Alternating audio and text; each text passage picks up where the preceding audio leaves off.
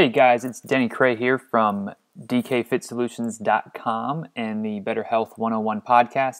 And for today, day 17 of the 30 videos in 30 days Surround Show challenge, I just want to do a quick tutorial on how to still be able to create a quality podcast on the new version of GarageBand, because Apple definitely kind of dropped the ball and has made it harder for podcasters to just pick up and go.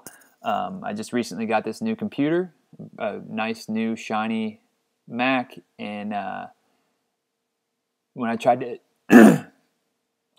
get going with the new podcast, continuing to make new podcast episodes, like I was freaking out. It took me hours to figure this out. So hopefully this will help some of you guys save a little bit of time and do it more efficiently, and still be able to include all of the things that you need to continue to create the podcast that you're proud of and that your listeners expect. So when you open GarageBand, the new version, these are your choices. You don't have the podcast option like you used to in some of the older versions, but you can work around that. So you hit the empty project, and then you want to just run a record on your audio, whatever your microphone setting is. Record on that. A couple of things that you may want to click on. This is a countdown, so that when you press record, you're actually counting. If you keep that highlighted, when you press record, you'll have a 4-second count before you start recording. So I just get rid of that. And then also click on and eliminate the metronome, because highlighted, when you go to record, you'll actually hear the tick-tock, tick-tock, tick-tock that the musicians might find helpful, but for your podcast, it's probably pretty useless. So the only other setting that I really change quickly is right here.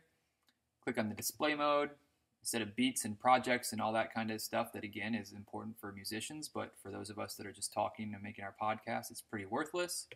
Click on time, and now this way I know, how far I've gone, how long, blah, blah, blah, blah, blah.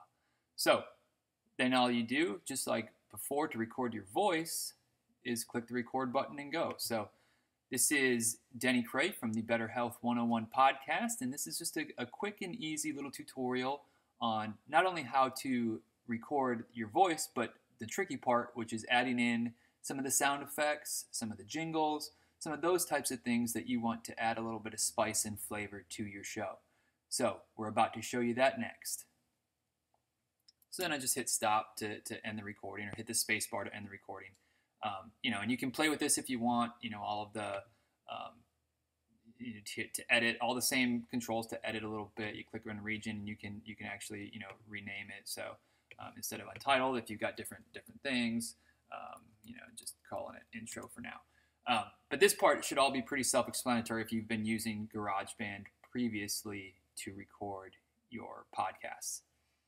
Where it gets difficult is if you want to add a sound effect, or add a jingle, or add anything like that. Here is the trick. And like I said, it's a pain in the ass. It's a workaround.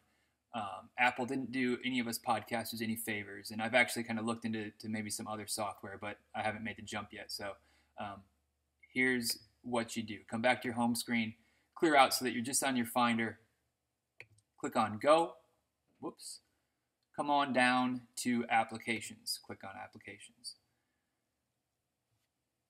Come over to iMovie, because that's where all the sound effects and jingles are located. They're actually not in the GarageBand application itself.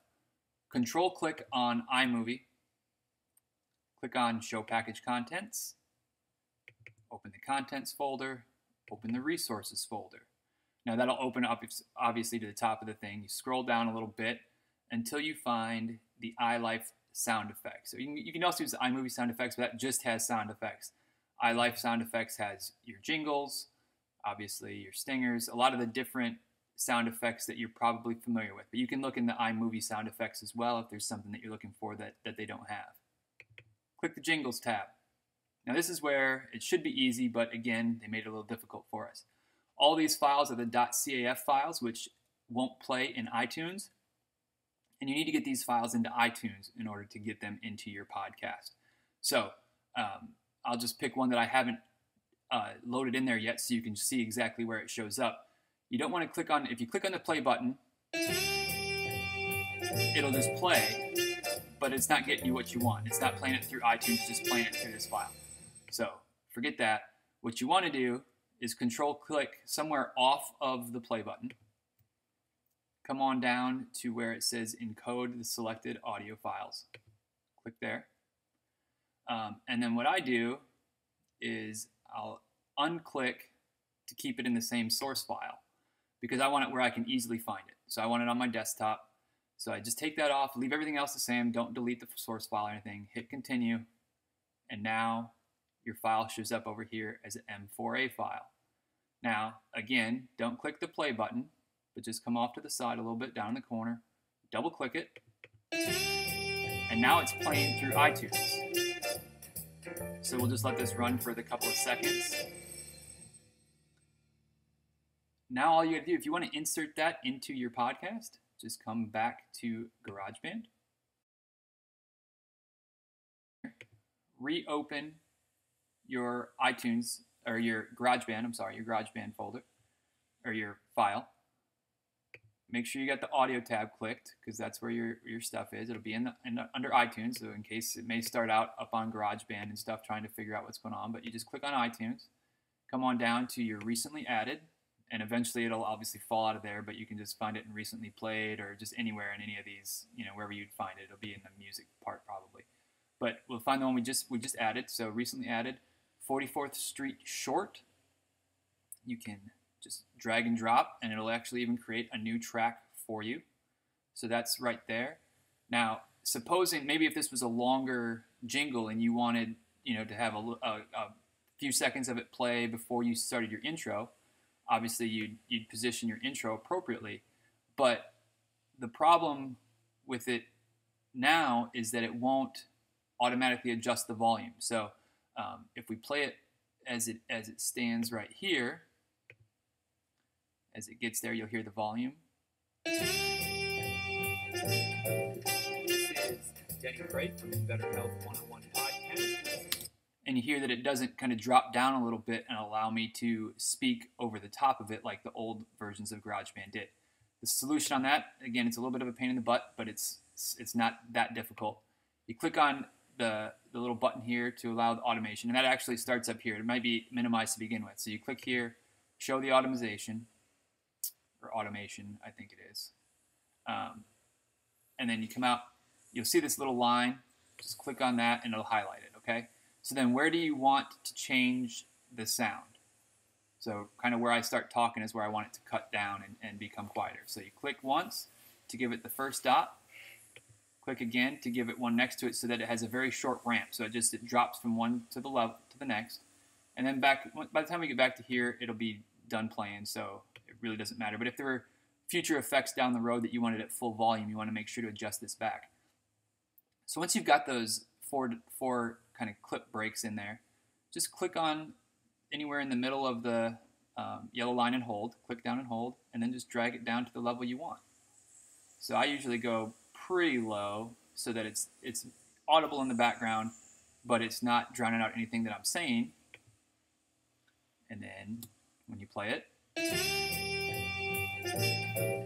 this is Denny Krahe from the Better Health 101 podcast, and this is just a quick and easy little tutorial on not only how to record your voice, but so then obviously again, if this jingle extended out longer past to where it played a few bars again at the end after I was done speaking, that's why putting that volume bar back up to the normal level is important. So I know it's a little bit of a pain in the butt, but once you do it once, now those sound effects will always be there. For me, these are some of the ones that I play a lot. Barbecue Blues, The Buddy, they're always there, easy to find, easy to use, and I hope this helps make creating your podcasts on GarageBand a little bit easier. If you have any questions, just reach out to me and let me know at DKFitSolutions on Twitter or DKFitSolutions.com. Or if you're Podcast Paradise, you can always find me in the Facebook group there as well. So take care, everybody. See you guys tomorrow.